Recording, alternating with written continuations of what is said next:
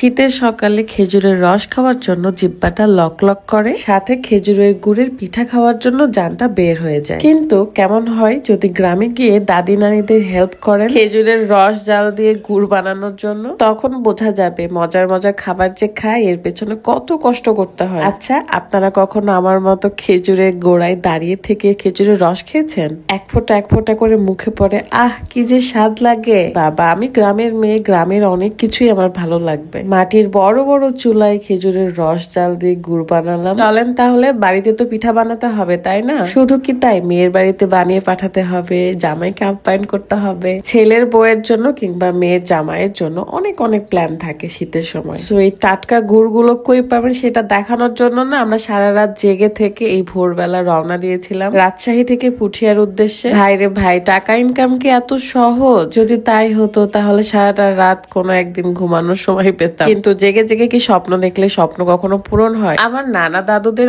অনেক খেজুরের গাছ আছে, তো সেখান থেকে ছোটবেলায় আমি এরকম করে গোড়ায় দাঁড়িয়ে থাকতাম আর টপ টপ করে রস আমার মুখে পড়তো। আজকে আপনাদেরকে টাটকা খবরের মতো টাটকা গুড় বানানো দেখাবো। অনেক অনেক খেজুরের গাছ থেকে খেজুরের রস পেরে কিভাবে বড় বড় মাটির চুলায় বড় বড় পাত্রে জাল দিয়ে দিয়ে গুড় বানাতে হয়। হরেক রকমের গুড় বানানো যায়, আর সেই গুড়গুলো আপনারা সেরা খাবার ফেসবুক পেজেই পেয়ে যাবেন। আমার ভিডিও ডিসক্রিপশনে তাদের পেজটা মেনশন করা থাকবে। যারা টাটকা গুড় নিতে চান না তারা এক্ষুনি অর্ডার করুন। আর চলুন, এই গ্রামে না গ্রামের মানুষগুলো কত পরিশ্রম করে গুড়গুলো বানায় সেটাই দেখাবো।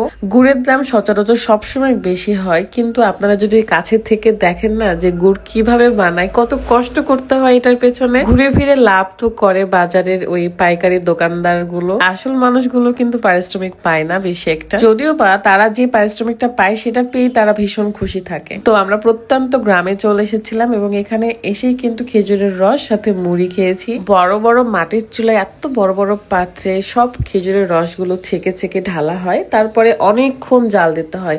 বলতে পারেন সকাল থেকে দুপুর পর্যন্ত জাল দিতে হয়। আর তারপরে তৈরি করা হয় ঝোলা গুড়, দানা গুড়, বীজ গুড়, পাটালি গুড়। আপনি যদি সেরা খাবার ফেসবুক পেজ থেকে 3 কেজি গুড় অর্ডার করেন তাহলে সারা বাংলাদেশে ডেলিভারি চার্জ ফ্রি। আরো সুবিধা হলো কোন রকম অগ্রিম টাকা দেওয়া ছাড়াই কিন্তু আপনারা অর্ডার করতে পারবেন। রাজশাহীর খাঁটি গুড় পেতে দেরি না করে এক্ষুনি অর্ডার করুন। তাও আবার পেয়ে যাচ্ছেন কেমিক্যাল মুক্ত খাঁটি রসের গুড়। ভাইরে ভাই, যারা এই খেজুরের রস কিংবা খেজুরের গুড় পছন্দ করে তারা কিন্তু এই স্মেলেই ফিদা হয়ে যাবে। আর হ্যাঁ, আপনি যদি গুড় হাতে পাওয়ার পর মনে হয় যে গুড় আপনার পছন্দ হয়নি কিংবা গুড়ের স্মেল ভালো লাগছে না, খারাপ লাগছে, আপনি কিন্তু রিটার্ন করতে পারবেন 3 দিনের মধ্যেই।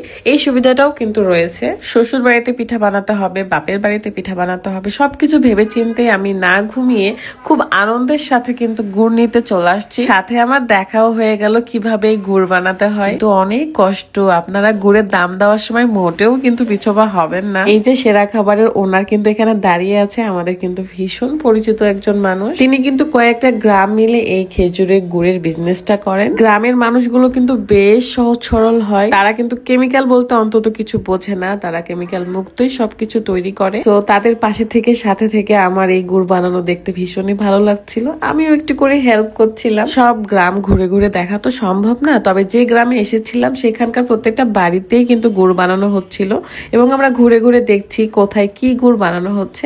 এখন বানানো হচ্ছে বীজ গুড়, তারপরে পাটালি গুড়ও বানাবে। সবকিছু মিলিয়ে আজকে দিনটা ভীষণই ভালো ছিল। তবে আপনারা যদি খেজুরের খাঁটি গুড় পেতে চান, আপনারা দেরি না করে সেরা খাবার ফেসবুক পেজ থেকে এই গুড়গুলো অর্ডার করতে পারেন। যার যেটা পছন্দ সেটাই কিন্তু অর্ডার করতে পারবেন। আমি এখান থেকে সব আইটেমেরই গুড় নিয়ে গিয়েছি, আর সেটা যদি হয় রাজশাহীর খাঁটি গুড় তাহলে দেরি কেন করবেন, এখনই অর্ডার করুন। এসেছিলাম সেই ভোরবেলা, যাচ্ছি দুপুরবেলা। তো আমাদের গাড়ির পেছনে এই গরুগুলো নিয়ে নিয়েছি, এখন চলে যাবার পালা। দেখা হয়ে যাবে নেক্সট ভিডিওতে। ভালো থাকবেন, আল্লাহ হাফেজ, আসসালামু আলাইকুম।